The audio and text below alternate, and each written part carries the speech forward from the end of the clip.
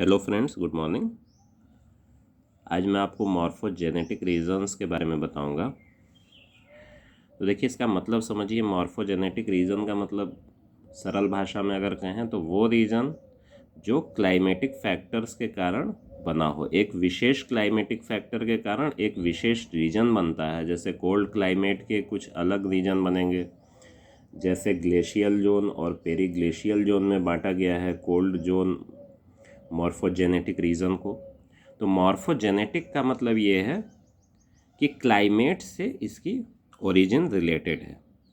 ठीक है, तो अगर इसको देखें प्रॉपर डेफिनेशन के फॉर्म में, तो based on the basic concept of climatic geomorphology. देखिए, climatic geomorphology is a branch of geomorphology जिसमें कि क्लाइमेटिक फैक्टर्स को ज़्यादा महत्व दिया जाता है। माने अर्थ के क्रस्ट के या आउटर क्रस्ट का जो भी फॉर्मेशन है, जहाँ उसका जो रूप है, उसके बनने में क्लाइमेटिक फैक्टर्स का योगदान ज़्यादा है, ऐसा माना जाता है क्लाइमेटिक जियोमॉर्फोलॉजी में। तो देखिए, इसका कॉन्सेप्ट क्या है। Each geomorphic process produces its own characteristic assemblage of landforms. माने कि जो जियोमॉर्फिक प्रोसेस है कोई भी, जैसे सपोज कीजिए वीदरिंग है, ठीक है, तो वो अपना एक खुद का characteristic assemblage of landform produce करेगी। And each geomorphic process is the result of a particular climate. और जो कोई भी जियोमॉर्फिक प्रोसेस है, जैसे कुछ भी आप विंड एक्शन ले लीजिए, ठीक है, जो विंड द्वारा इरोजन होता है, तो वो एक पर्टिकुलर क्लाइमेट में होता है। ठीक है, जैसे सहारा डेजर्ट की हम बात करें तो एक पर्टिकुलर क्लाइमेट है वहाँ पे, तो वहाँ फिर उस तरह की जियोमॉर्फिक प्रोसेसेस एक्टिव हैं और वो एक खास तरह के लैंडफॉर्म को जन्म देती हैं। ठीक है, यही कहा जा रहा है। Therefore, it can be said that each climatic type produces its own characteristic assemblage of distinctive landforms. तो कहने का मतलब कि ईच जो क्लाइमेटिक टाइप है, जैसे कोल्ड क्लाइमेट है तो कोल्ड क्लाइमेट में भी आपका दो हो गया, ग्लेशियल और पेरी ग्लेशियल। ग्लेशियल वो है जो हमेशा वहाँ सॉलिड फॉर्म में आइस जो है वो ग्लेशियर के रूप में वो इरोजन या डिपोजिशन का वर्क कर रही है, वो मोस्टली सॉलिड है। पेरी ग्लेशियल क्या है कि वो समर टाइम में पिघल जाता है और लिक्विड के फॉर्म में बहुत सारे एक्शन करता है, उसके कारण वीदरिंग, इरोजन और डिपोजिशन होते हैं, तो उसमें वो लिक्विड फॉर्म में हो जाता है। ठीक है, तो आगे हम लोग जब इनको बांटेंगे तो मैं डिटेल में आपको बताऊंगा।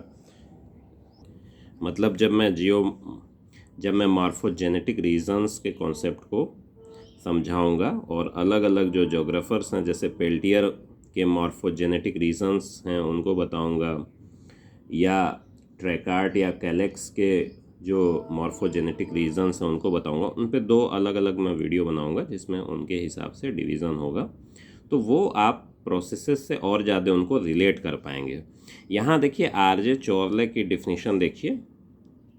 Morphogenetic regions are large areal units within which distinctive association of geomorphic processes,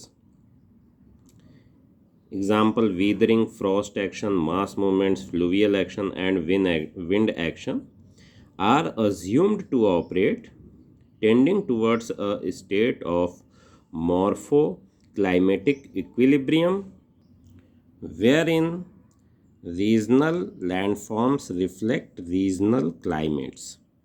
तो देखिए, आरजे चौरले ने जो कहने की कोशिश की अपने डिफिनीशन में, उसको मॉर्फोजेनेटिक रीजन्स जो हैं एक बड़े एरियल यूनिट्स होते हैं, माने बहुत बड़े एरिया को कवर करने वाले रीजन हैं, और जिनमें एक खास तरह का एसोसिएशन होता है जियोमॉर्फिक प्रोसेसेस का। मतलब वो कुछ जियोमॉर्फिक प्रोसेसेस उसमें मिलकर काम करती हैं, जैसे कहीं पे फ्रॉस्ट एक्शन भी हो रहा है, मास मूवमेंट भी हो रहा है, वीदरिंग भी हो रही है, फ्लूवियल एक्शन भी हो रहा है, जैसे कि पेरी ग्लेशियल एरिया।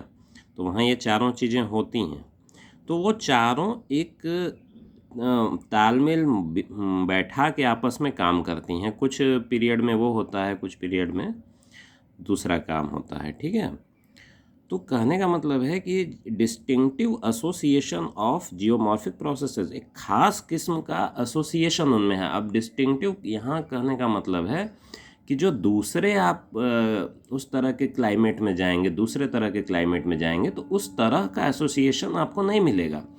हो सकता है वो प्रोसेसेस तो ऑपरेट करें, लेकिन उनके जो टाइप ऑफ एसोसिएशन है that will be totally different.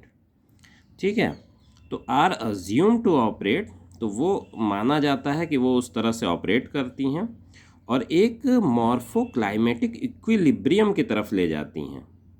ठीक है, एक मॉर्फो क्लाइमेटिक इक्विलिब्रियम मतलब जहाँ पे क्लाइमेट के कारण एक खास किस्म का लैंडफॉर्म बन रहा है। मॉर्फो क्लाइमेटिक इक्विलिब्रियम का ये मतलब है कि क्लाइमेटिक फैक्टर्स के कारण एक खास किस्म का लैंडफॉर्म जहाँ पे फॉर्मेशन हो जाता है और जिसमें regional landforms reflect regional climate, मतलब कि जो उस एरिया का, जो उस रीजन के लैंडफॉर्म्स हैं वो रीजन की क्लाइमेट को रिफ्लेक्ट करते हैं। जैसे आप डेजर्ट में जाएंगे तो कुछ कैरेक्टरिस्टिक आपको डेजर्ट से रिलेटेड लैंडफॉर्म आपको मिल ही जाएंगे।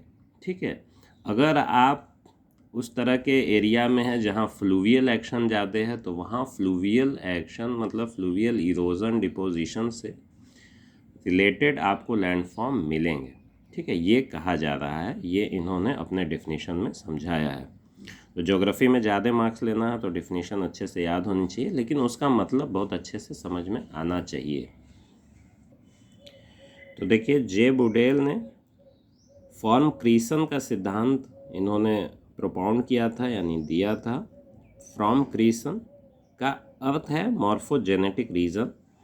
ठीक है, और इसके बाद पेल्टियर का इसमें काफ़ी अच्छा योगदान रहा है। हम आगे के वीडियोस में उसको देखेंगे। वीडियो देखने के लिए धन्यवाद।